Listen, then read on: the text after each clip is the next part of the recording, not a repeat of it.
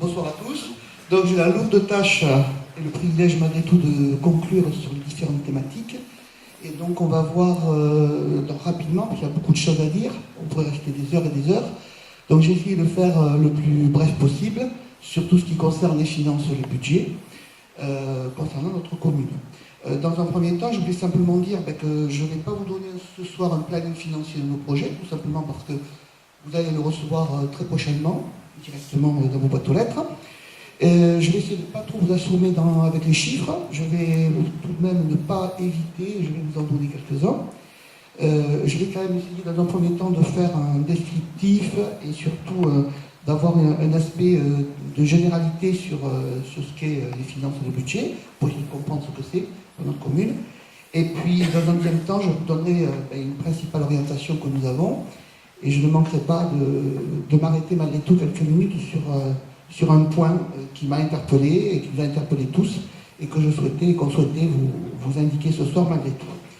Donc, dans un premier temps, nous allons voir, excusez-moi, des généralités concernant donc le budget. Excusez-moi, ça c'est la solidarité. Donc, sur Sadirac, on a quand même 3 budgets. On a un budget communal, un budget assainissement et un budget transport. Dans les budgets, souvent, il y a un budget que l'on dit principal, qui est donc bien évidemment le budget communal. Les autres sont dits des budgets annexes ou secondaires. Donc, on s'intéresse essentiellement sur le budget communal, qui est le plus important, bien sûr. Alors, un budget communal, qu'est-ce que c'est? C'est tout d'abord un acte fondamental et très important, puisqu'il prévoit tout ce qui est recettes et dépenses pour la commune, pour une année complète, une année civile. Et c'est bien évidemment en investissement le reflet des actions et des projets que l'on peut décider tous ensemble en conseil municipal. Le budget se prépare bien évidemment par le maire, par les adjoints, par les conseillers, il est voté par le conseil municipal et il est établi bien évidemment en collaboration avec l'ensemble des services de la commune. Et on doit le voter bien évidemment avant le 31 mars de l'année qui nous intéresse. On peut le voter au 31 décembre, bien sûr, pour l'année qui arrive, mais on peut le faire, bien évidemment, il y a une tolérance jusqu'au mois de mars, et avec les élections, on aura jusqu'au mois d'avril. Alors, comment se compose un budget? On a essentiellement un budget, c'est 2 sections, section que l'on dit fonctionnement et une autre d'investissement. Les deux sont totalement indépendantes. La section de fonctionnement, elle va avoir tout ce qui concerne les dépenses que l'on dit courantes, classiques, comme les frais de personnel, les frais classiques que l'on peut avoir nous-mêmes en tant qu'individu, l'électricité, les contrats de ménage, de fonctionnement classique pour faire fonctionner les services. Nous avons après, dans cette section, ce qu'on a les recettes. Les recettes, surtout, essentiellement, c'est les recettes fiscales, avec les 4 taxes, et puis avec les dotations de l'État, dont la plus importante, qui est la dotation globale de fonctionnement. Et puis on a aussi des recettes d'exploitation qui sont un peu moindres par rapport aux autres. De la section d'investissement, c'est quoi? C'est une section dans laquelle on inscrit tout ce que l'on va faire comme action, comme investissement, avec notamment des dépenses qui sont liées bien sûr aux opérations que l'on dit opérations d'équipement, et dans nos cas, c'est nos projets d'investissement. Et les recettes, elles arrivent de quoi? Essentiellement de l'emprunt et de l'autofinancement. Et l'autofinancement, c'est de toute façon l'excédent qui sera dégagé de la section de fonctionnement. La section de fonctionnement, si on fait le bénéfice, elle peut être injectée en investissement. Et elle permet de financer nos projets. Donc, vous comprendrez bien que l'importance, c'est effectivement de dégager un excédent. Avec tout de même un principe fondamental qui est l'équilibre budgétaire pour la section de fonctionnement. On ne peut pas fonctionner dans une mairie en étant en déficit. Ou on est en équilibre, ou on est en excédent.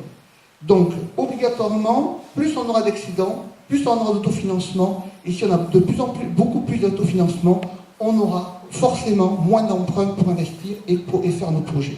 Donc, ce qui est fondamental, c'est de pouvoir dégager des marges de manœuvre en fonctionnement qui nous permettront d'investir et surtout d'emprunter de manière modérée en investissement.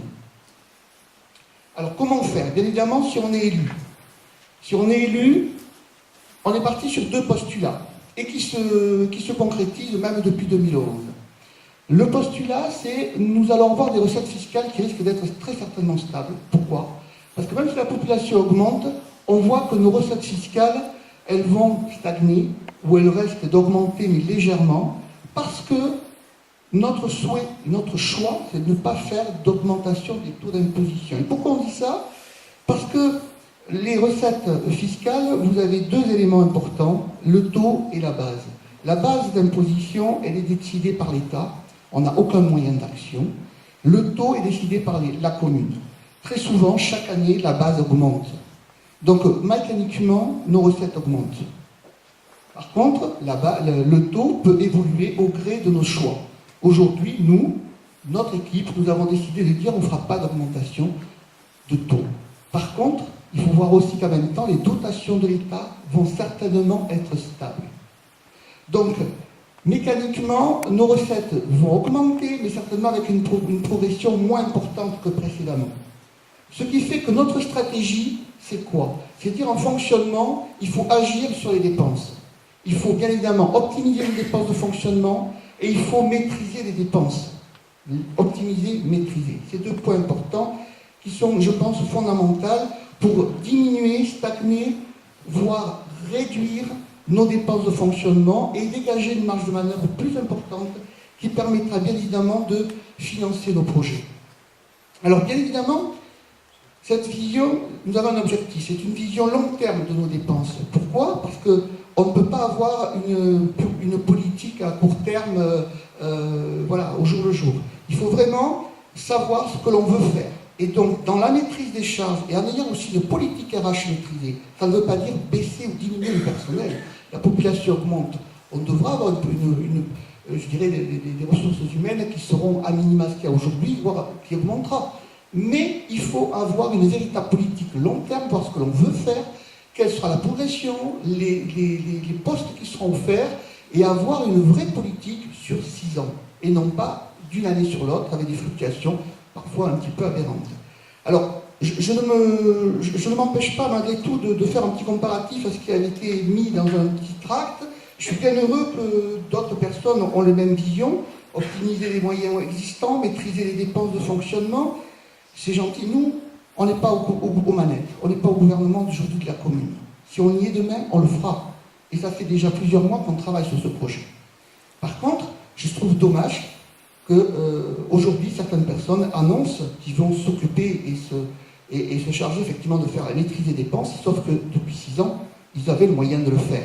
Et on va voir tout à l'heure que ce que je dis, c'est une vérité qui se voit dans les courbes que je vais vous montrer, et qui est importante quand même de le voir.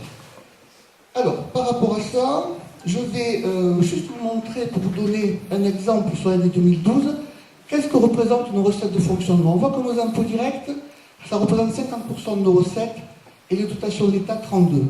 Donc si ça stagne, et que nos impôts augmentent un tout petit peu, il faut bien évidemment, en dépenses de fonctionnement, trouver le moyen de les diminuer un petit peu. Donc sur les charges de fonctionnement, de personnel, je dirais, si on arrive un petit peu à les maîtriser ou à les augmenter, mais surtout, on fait un effort sur les charges à caractère général, on peut dégager des marges de manœuvre. Il faut savoir aussi que ce sont des données, je le dis, c'est important, puisque tout le monde peut le vérifier, ce sont des chiffres exacts, vérifiables, du compte administratif 2012, qui sont à la portée de tout le monde, et c'est au centime près. Donc, ce n'est pas des chiffres qui sortent comme ça. Donc, si on regarde un petit peu plus loin, donc, juste pour ça veut dire que nos recettes, avec les impôts et dotations, c'est 80% de nos recettes, et en dépenses de fonctionnement, on est à charge de personnel et charges de caractère général à près de 67%.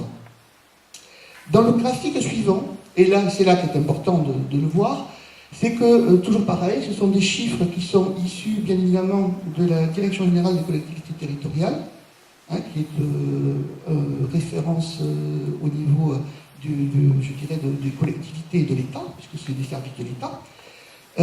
Nous voyons que nos impôts directs, elles augmentent, les dotations, elles ont augmenté. Alors, je suis désolé, il n'y a pas le bon graphique, excusez-moi, il n'y a pas eu le bon graphique qui a été mis, mais si je pourrais le montrer à ceux qui veulent le voir, en définitive, la courbe n'est pas vraiment ça. Au niveau des dotations de l'État, celle qui est en rouge, au lieu qu'elles soient en progression entre 2011 et 2012, on voit qu'elles ont baissé.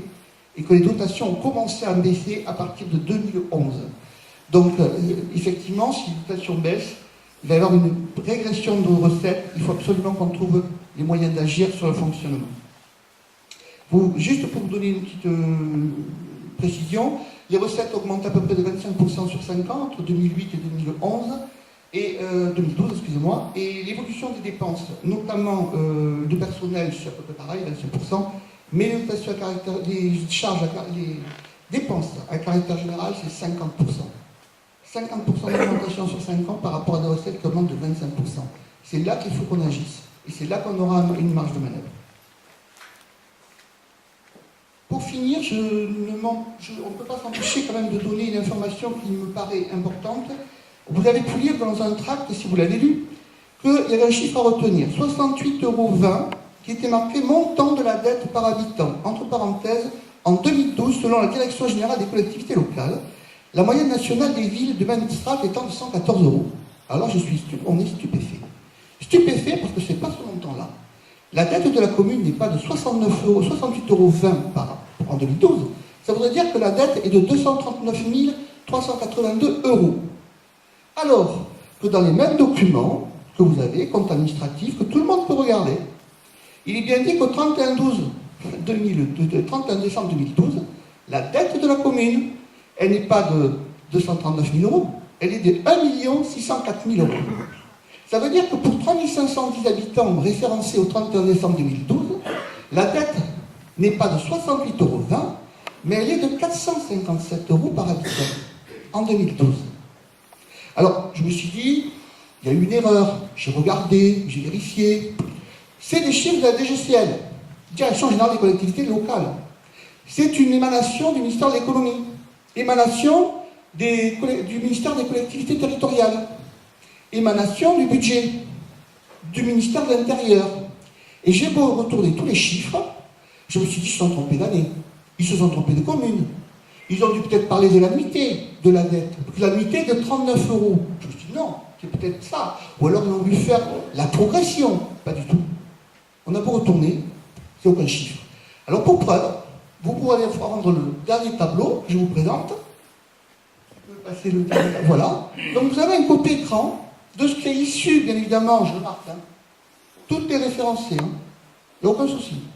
Direction générale des collectivités locales, les comptes des communes. On est en 2012, pour l'endettement, l'encours de la dette au 31-12, 1 million, bon, excusez-moi, c'est un petit peu petit, 1 604 000 €. Euros par habitant, 407. Annuité de la dette en dessous, c'est-à-dire, 457, excusez-moi.